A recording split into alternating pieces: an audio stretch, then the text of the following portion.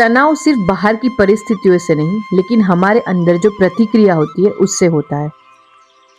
क्या आपको पता है कि कभी-कभी हम सिचुएशन को बहुत डेंजरस समझते हैं, लेकिन असल में वो सिचुएशन उतनी डेंजरस होती ही नहीं है, लेकिन हमारे थॉट्स उसको डेंजरस बनाते हैं। लाइफ में बहुत बार ऐसी प्रॉब्लम्स आती है जिसकी वजह से हम स्ट्रेस फील करते हैं, मूड अच्छा नहीं लगता हमें, बहुत ज़्यादा हम उसके लिए ओवरथिंक करते रहते हैं। लेकिन हर सिचुएशन का असर सिर्फ सिचुएशन से नहीं होता।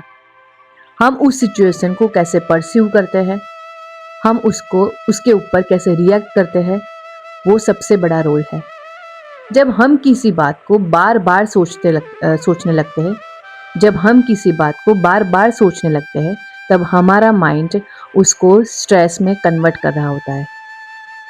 इसलिए कभी कभी हम बिना वजह अपसेट हो जाते हैं, हमारा मूड खराब हो जाता है, पीस चली जाती है, स्ट्रेस आता है और कंटिन्यू ओवरथिंक करते हैं।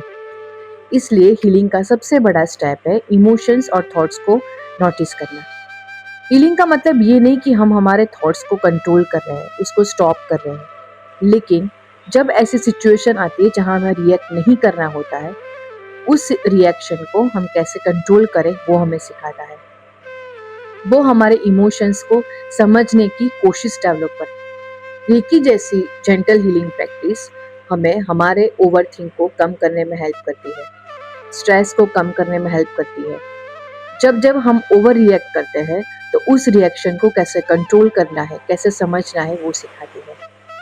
हीलिंग का मतलब ये नहीं कि आपकी लाइफ में कोई प्रॉब्लम कभी आएगा भी नहीं, लेकिन हीलिंग का मतलब है जब प्रॉब्लम आती है तब उसके बीच में हम अपने आप को कैसे शांत रखें और कैसे समझिए सिचुएशन को, वो सिखाती है। तो अगली बार जब आपको लगे कि मैं बहुत स्ट्रेस हूँ, एक पल रुकिए, सांस लीजिए और अपने अंदर देखिए, क्योंकि कभी कभी हमें सिचुएशन बदलने से पहले अपनी इनर रिस्पॉन्स को हील करने की जरूरत